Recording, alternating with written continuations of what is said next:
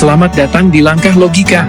Hari ini, kita akan menjelajahi hal-hal menarik yang akan membuka wawasanmu. Mulai dari keunikan budaya Indonesia, fakta-fakta global yang mengejutkan, hingga tren populer yang sedang hangat dibicarakan. Siapkah kamu untuk menguji pengetahuanmu? Pastikan kamu menyimak sampai akhir, karena setiap pertanyaan bisa membuatmu terkejut sekaligus bangga dengan wawasan yang kamu miliki. Jangan lupa klik tombol like jika kamu suka tantangan ini, dan share video ini ke teman-temanmu. Tuliskan skor kamu di kolom komentar agar menjadi kebanggaan tersendiri. Sudah siapkan? Mari kita mulai sekarang juga. Teknologi terus berkembang dan membuka peluang baru dalam berbagai bidang. Salah satu penemuan terbesar adalah teknologi kecerdasan buatan, yang sekarang digunakan dalam otomasi, analisis data, dan bahkan dunia kreatif. Salah satu momen penting dalam perkembangannya adalah ketika komputer berhasil mengalahkan manusia dalam permainan catur, yang menandai era baru dalam AI. Tapi, tahukah kamu, pada tahun berapa komputer pertama kali mengalahkan juara catur dunia? Pertanyaannya adalah, pada tahun berapa komputer pertama kali mengalahkan juara catur dunia dalam pertandingan resmi? A. 1985 B. 1997 C. 2003 D. 2016.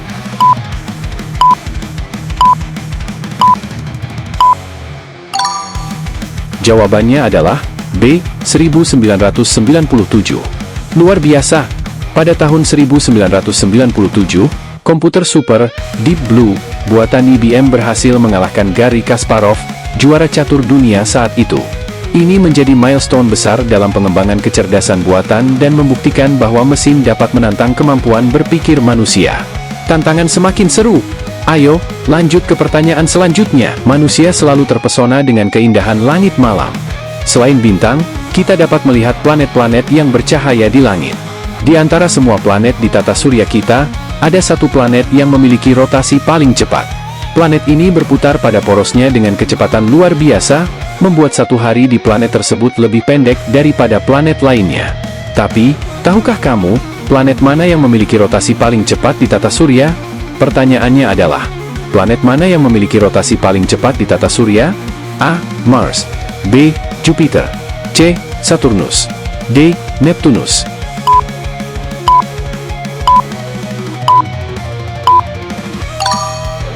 Jawabannya adalah B. Jupiter. Luar biasa!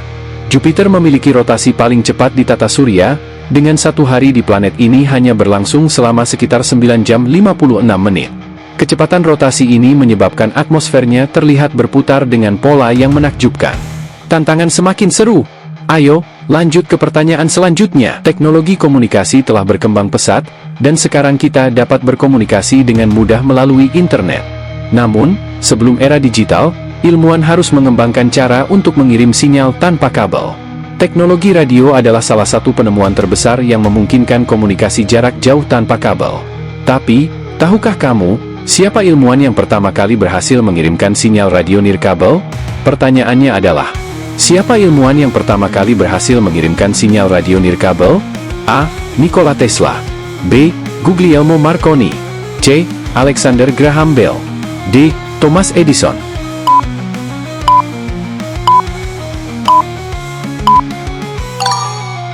Jawabannya adalah B. Guglielmo Marconi. Luar biasa! Guglielmo Marconi berhasil mengirimkan sinyal radio pertama secara nirkabel pada tahun 1895. Penemuannya menjadi dasar bagi teknologi radio dan telekomunikasi modern. Tanpa teknologi ini, internet nirkabel dan telepon seluler tidak akan ada. Tantangan semakin seru. Ayo, lanjut ke pertanyaan selanjutnya. Banyak orang percaya bahwa kita hanya menggunakan sebagian kecil dari otak kita, tetapi kenyataannya otak kita selalu bekerja pada berbagai tingkat aktivitas. Salah satu teori terkenal dalam psikologi adalah teori inteligensi ganda, yang menunjukkan bahwa kecerdasan bukan sekadar soal IQ, tetapi terdiri dari berbagai jenis. Tapi, tahukah kamu, siapa psikolog yang mengembangkan teori inteligensi ganda? Pertanyaannya adalah, siapa psikolog yang mengembangkan teori inteligensi ganda? A. Howard Gardner B. Sigmund Freud C. Carl Jung D. Jean Piaget.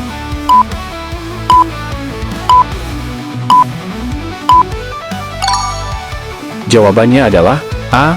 Howard Gardner. Luar biasa! Howard Gardner mengembangkan teori inteligensi ganda yang menjelaskan bahwa kecerdasan terdiri dari berbagai aspek, seperti kecerdasan linguistik, logis matematis, musikal, dan interpersonal. Teori ini banyak digunakan dalam bidang pendidikan untuk menyesuaikan metode belajar. Tantangan semakin seru. Ayo, lanjut ke pertanyaan selanjutnya. Setiap orang memiliki kepribadian yang unik, tapi pernahkah kamu merasa seperti kepribadianmu berubah seiring waktu?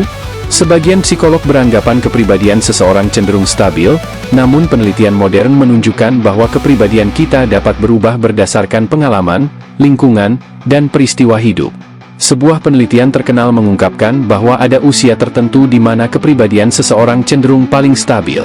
Tapi, pada usia berapa kepribadian seseorang cenderung paling stabil? Pertanyaannya adalah, pada usia berapa kepribadian seseorang cenderung paling stabil menurut penelitian psikologi? A. 10-20 tahun. B. 20-30 tahun. C. 30-40 tahun. D. 40-50 tahun.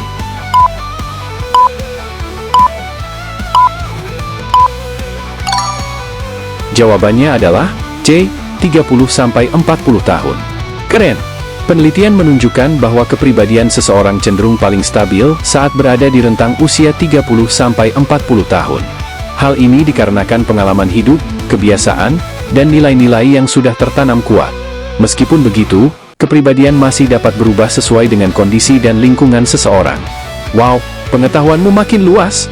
Siap untuk pertanyaan berikutnya. Dalam kehidupan sehari-hari, kita sering melihat orang-orang memiliki cara berpikir yang berbeda. Sebagian orang cenderung mengambil keputusan secara logis dan analitis, sementara yang lainnya lebih mengutamakan perasaan dan intuisi.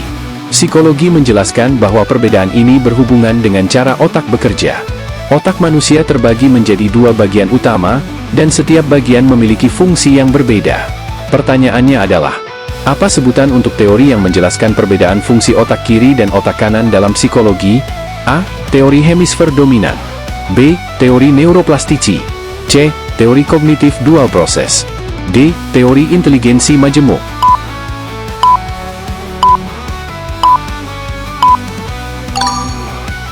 Jawabannya adalah A. Teori hemisfer dominan. Luar biasa! Teori hemisfer dominan menjelaskan bahwa otak kiri lebih berfokus pada logika, analitis, dan bahasa, sementara otak kanan lebih dominan dalam kreativitas, intuisi, dan emosi.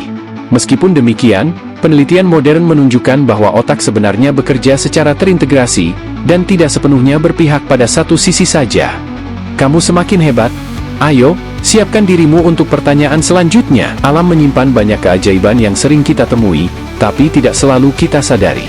Salah satu fenomena menakjubkan adalah cahaya yang dapat dihasilkan oleh makhluk hidup, atau yang disebut bioluminescence. Makhluk hidup seperti ubur-ubur dan kunang-kunang memiliki kemampuan ini untuk berkomunikasi, menarik pasangan, atau melindungi diri dari pemangsa. Tapi, tahukah kamu, apa penyebab utama yang membuat makhluk hidup dapat menghasilkan cahaya? Pertanyaannya adalah, apa penyebab utama yang membuat makhluk hidup dapat menghasilkan cahaya? A. Reaksi kimia di dalam tubuh. B. Pantulan cahaya matahari. C. Kelebihan oksigen. D. Adaptasi terhadap tekanan.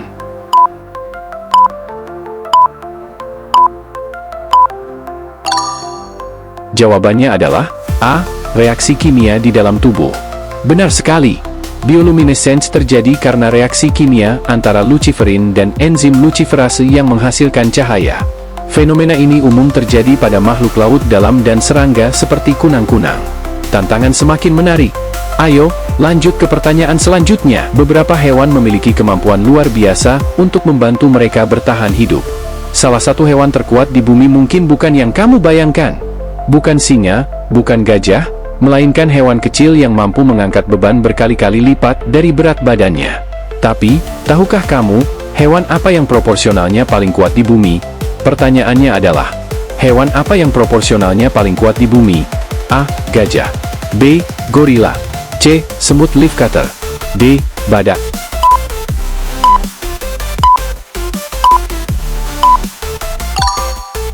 Jawabannya adalah C. Semut leafcutter. Fantastis! Semut leafcutter dapat mengangkat beban hingga 50 kali lipat berat badannya. Kekuatannya membantu mereka membawa potongan daun untuk dijadikan sumber makanan. Tantangan semakin menarik. Ayo, lanjut ke pertanyaan selanjutnya. Banyak hewan memiliki cara unik untuk berkomunikasi. Beberapa di antaranya bahkan dapat menggunakan suara dengan frekuensi yang tidak dapat didengar manusia. Salah satu hewan terkenal dengan kemampuan ini adalah lumba-lumba. Mereka menggunakan teknik khusus untuk menavigasi dan berkomunikasi. Tapi, tahukah kamu, apa nama teknik yang digunakan lumba-lumba untuk menentukan posisi benda di sekitarnya? Pertanyaannya adalah, apa nama teknik yang digunakan lumba-lumba untuk menentukan posisi benda di sekitarnya? A. Telepati. B. Echolocation.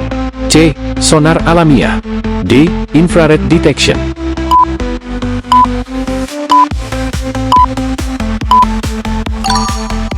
Jawabannya adalah B. Echolocation. Benar. Lumba-lumba menggunakan echolocation untuk mengenali lingkungannya dengan memantulkan suara ke objek di sekitar mereka. Kemampuan ini juga dimiliki oleh kelelawar untuk berburu di malam hari. Luar biasa! Kamu memiliki pengetahuan yang menakjubkan. Siap untuk tantangan selanjutnya? Teknologi telepon seluler telah menjadi bagian tak terpisahkan dari kehidupan modern. Namun, sebelum ponsel seperti sekarang, telepon harus terhubung dengan kabel untuk dapat digunakan. Tapi, tahukah kamu, siapa penemu telepon seluler pertama di dunia? Pertanyaannya adalah, siapa penemu telepon seluler pertama di dunia? A. Alexander Graham Bell. B. Martin Cooper.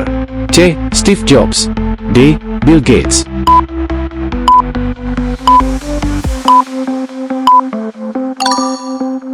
Jawabannya adalah B. Martin Cooper. Benar sekali. Martin Cooper dari Motorola mengembangkan telepon seluler pertama pada tahun 1973. Penemuannya membentuk dasar bagi teknologi komunikasi modern. Tantangan semakin menarik. Ayo, lanjut ke pertanyaan selanjutnya. Penemuan internet telah mengubah cara kita berkomunikasi dan mengakses informasi. Hari ini, jutaan orang menggunakan internet untuk bekerja, belajar, dan berinteraksi dengan orang lain di seluruh dunia. Tapi, tahukah kamu, siapa orang yang dikenal sebagai penemu World Wide Web, (WWW), yang membentuk dasar dari internet seperti yang kita kenal hari ini? Pertanyaannya adalah, siapa penemu World Wide Web, (WWW)? A. Tim Berners-Lee. B. Bill Gates.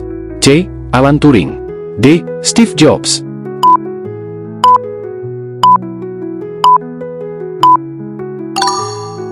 Jawabannya adalah A. Tim Berners-Lee. Luar biasa! Tim Berners-Lee menemukan World Wide Web pada tahun 1989, memungkinkan orang untuk mengakses informasi dari seluruh dunia melalui internet. Penemuannya telah mengubah dunia secara drastis. Siap untuk pertanyaan selanjutnya? Salah satu penemuan paling penting dalam dunia teknologi adalah mesin cetak, yang memungkinkan penyebaran informasi dalam skala besar.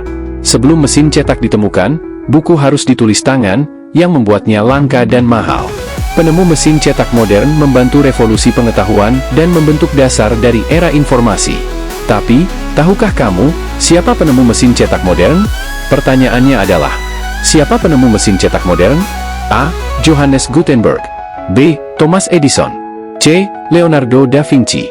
D. Nikola Tesla.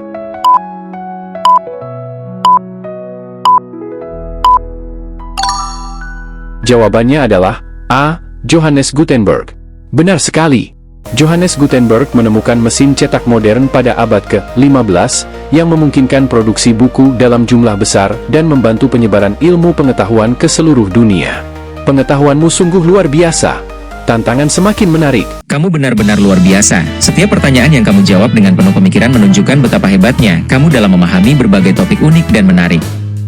Terus semangat, karena dunia penuh dengan pengetahuan baru yang siap untuk kamu gali. Ingat, terus bertanya, terus belajar, dan terus berkembang.